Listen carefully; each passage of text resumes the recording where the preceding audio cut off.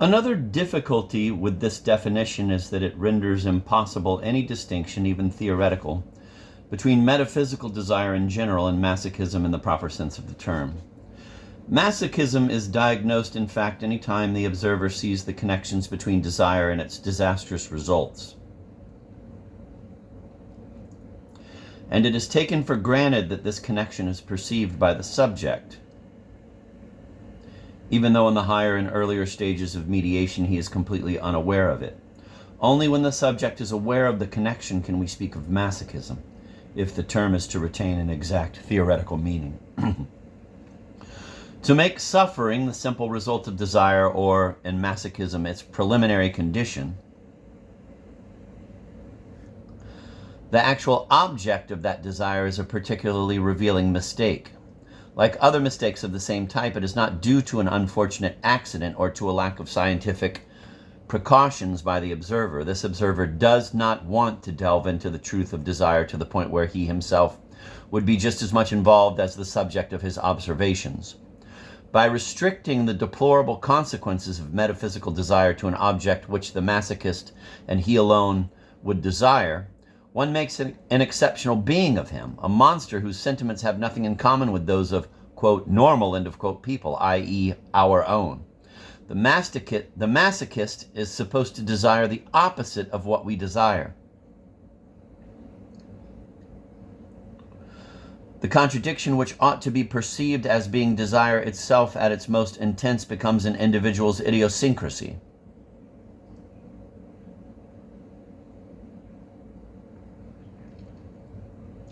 It becomes a barrier between the observer and this masochist whom it would be dangerous to understand entirely. Let us note that contradictions which in reality are the very basis of our psychic life always appear as differences between others and ourselves. The connections established by internal mediation vitiate many would-be scientific observations.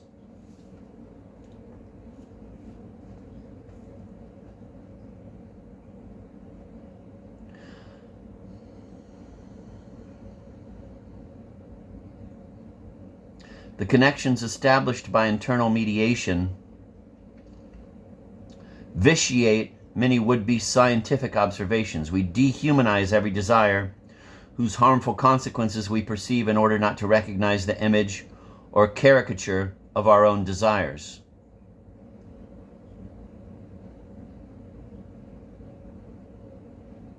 Dostoevsky accurately observes that by having our neighbor confined to a mental institution, we convince ourselves of our own sanity.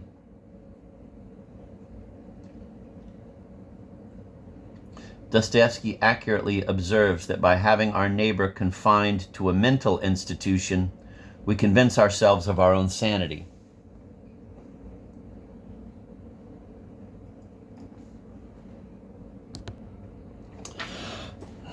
I'm going to reread that.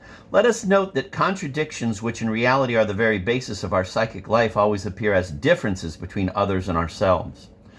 The connections established by internal mediation vitiate many would-be scientific observations. We dehumanize every desire whose harmful consequences we perceive in order not to recognize the image or caricature of our own desires. Dostoevsky accurately observes that by having our neighbor confined to a mental institution, we convince ourselves of our own sanity. What could we have in common with this awful masochist whose desire has for its end the very essence of the non-desirable?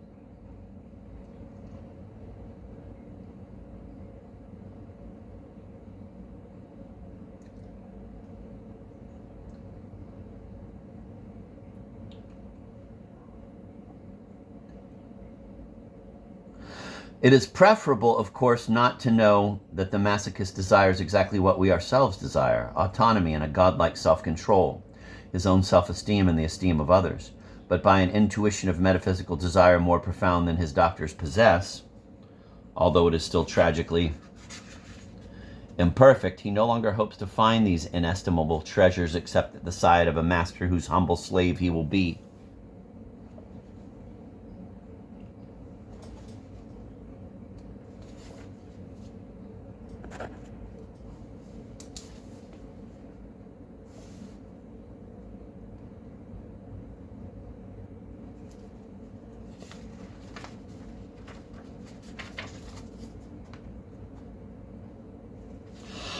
Closely related to the existential masochism we have just described is the purely sexual masochism and sadism,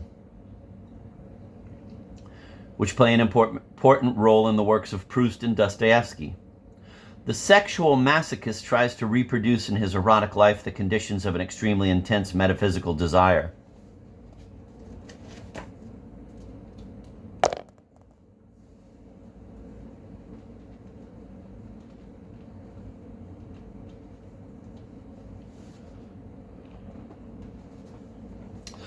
The sexual masochist tries to reproduce in his erotic life the conditions of an extremely intense metaphysical desire.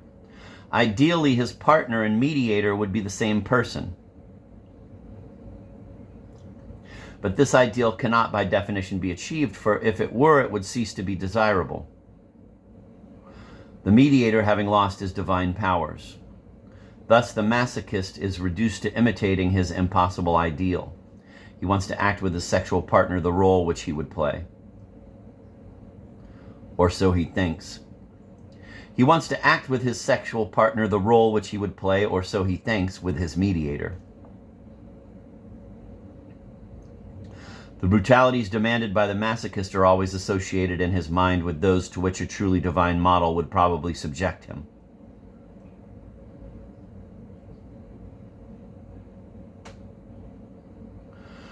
Even in this purely sexual masochism, therefore, it cannot be said that the subject desires suffering.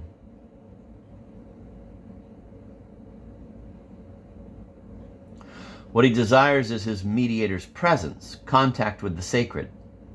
He can evoke the image of this mediator only by recreating the actual or imagined atmosphere of his relations with him.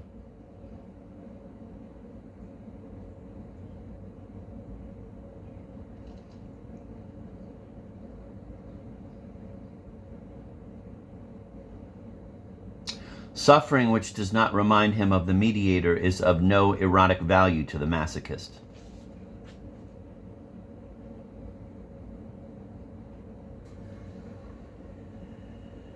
Sadism is the dialectical reverse of masochism.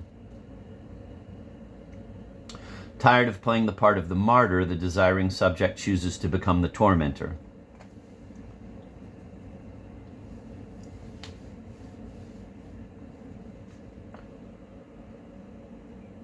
The triangular conception of desire reveals the relationship of the two attitudes and their frequent alternation.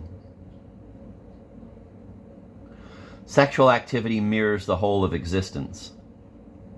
It is a stage upon which the masochist plays his own part and imitates his own desire.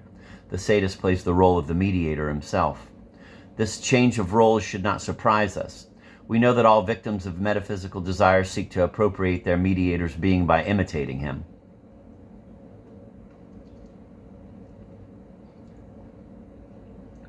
The sadist wants to persuade himself that he has already attained his goal.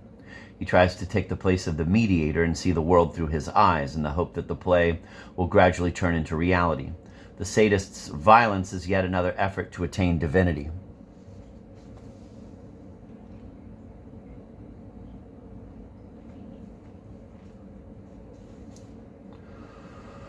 The sadist cannot achieve the illusion of being the mediator without transforming his victim into a replica of himself.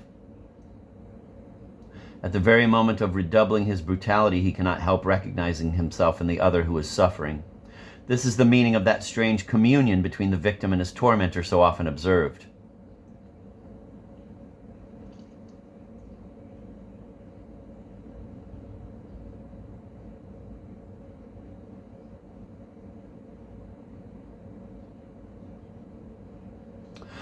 It is frequently said that the sadist persecutes because he feels he is being persecuted. This is true, but it is not quite the whole truth. In order to desire to persecute, we must believe that the being who persecutes us thereby attains a sphere of existence infinitely superior to our own. One cannot be a sadist unless the key to the enchanted garden appears to be in the hands of a tormentor. Sadism reveals once again the immense prestige of the mediator. The face of the man now disappears behind the mask of the infernal god. Horrible as the madness of the sadist is, it has the same meaning as previous desires. And if the sadist resorts to desperate measures, it is because the hour of despair has struck. Dostoevsky and Proust recognize the imitative character of sadism. After the banquet at which he has degraded and humiliated himself, where he thought he was tormented by petty persecutors, the underground man actually tortures the unfortunate prostitute who falls into his hands. He imitates what he thinks was the conduct of Zverkov's crew toward himself. He aspires to the divinity with which, in his anguish, he has clothed his petty fellow actors in the previous scenes.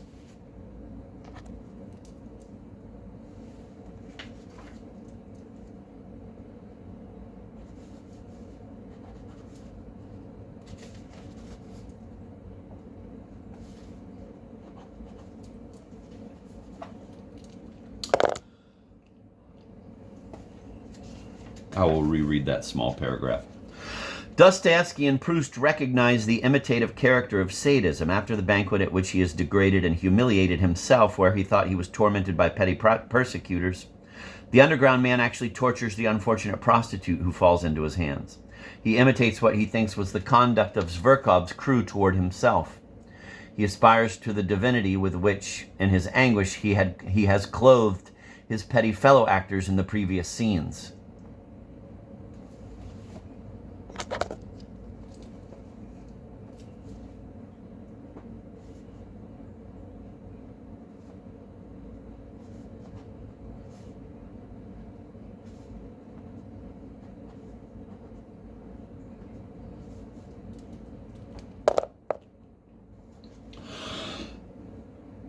The sequence of episodes and notes from the underground is of some importance. First comes the banquet and then the scenes with the prostitute. The existential aspects of the masochistic sadistic structure precede its sexual aspects. Far from laying the emphasis on the latter, as do so many doctors and psychiatrists, the novelist stresses the basic individual projet. The problems presented by sexual masochism and sadism can be understood only if their phenomena are regarded as a reflection of the whole of existence. Every reflection obviously comes after the thing it reflects. Sexual masochism is a mirror for existential masochism and not the reverse. Once more, it must be said, current interpretations always reverse the true meaning and hierarchy of the phenomena. In the same way that sadism is put before masochism, we speak of sadomasochism instead of masochism-sadism. The sexual elements are systematically given priority over the existential elements. This reversal is so constant that it can by itself serve to define the transition from the true order, which is metaphysical, to these psychologies and psychoanalyses, which are often the very opposite of the truth.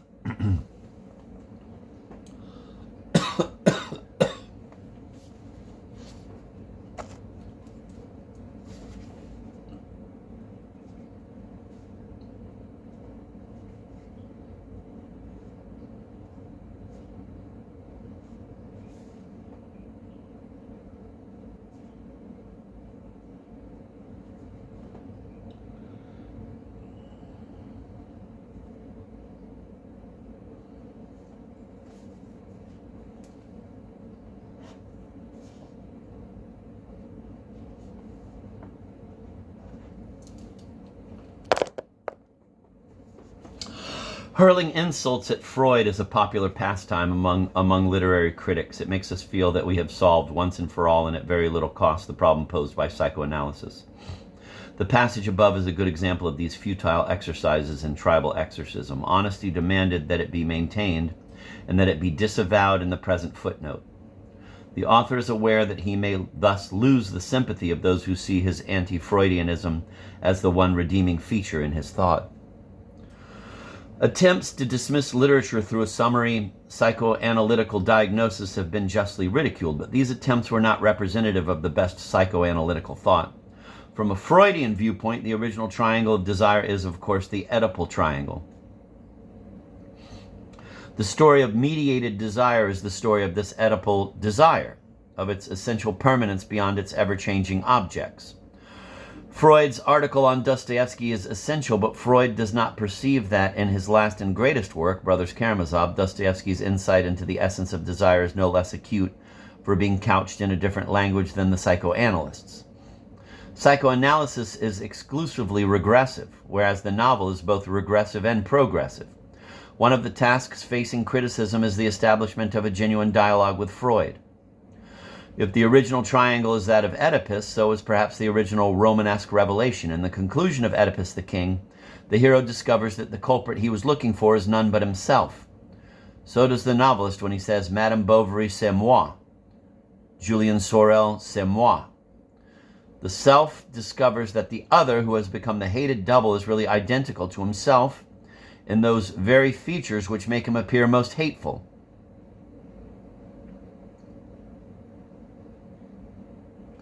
Sophocles' tragedy and other works of art do more than prefigure psychoanalysis. They suggest other dimensions which cannot be interpreted either through the Aristotelian catharsis, unless we agree that the word catharsis simply names the problem rather than provides the solution.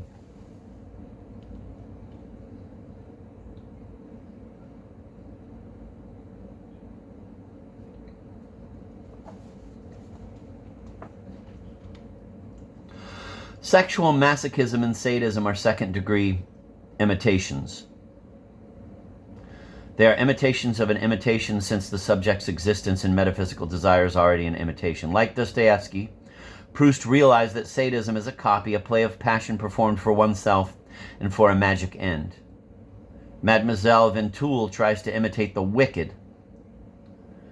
Her desecration of her father's memory is both crude and naive. Quote, a sadist of her kind is an artist in evil, which a wholly wicked person could not be. For in that case, the evil would not have been external. It would have seemed quite natural to her and would not even have been distinguishable from herself. They, these artists, endeavor to impersonate, to assume all the outward appearance of wicked people, so as to gain the momentary illusion of having escaped beyond the control of their own gentle and scrupulous natures into the inhuman world of pleasure.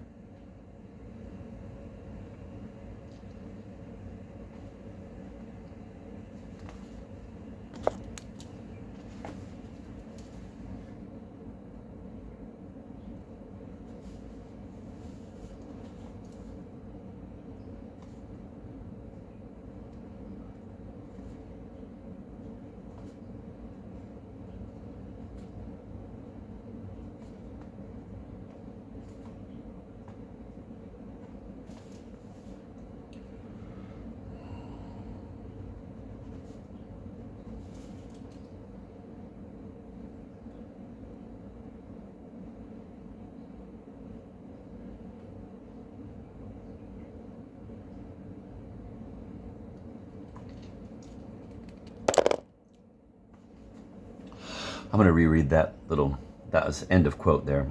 So begin the quotes again. Quote, a sadist of her kind is an artist in evil, which a wholly wicked person could not be.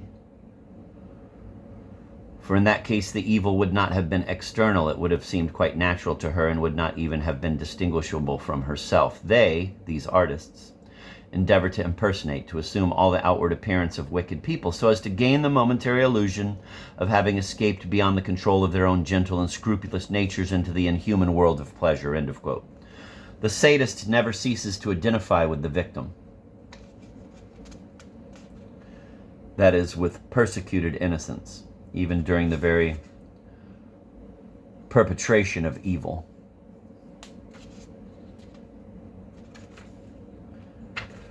He is the incarnation of good and his mediator of evil. The romantic and Manichaean division between self and others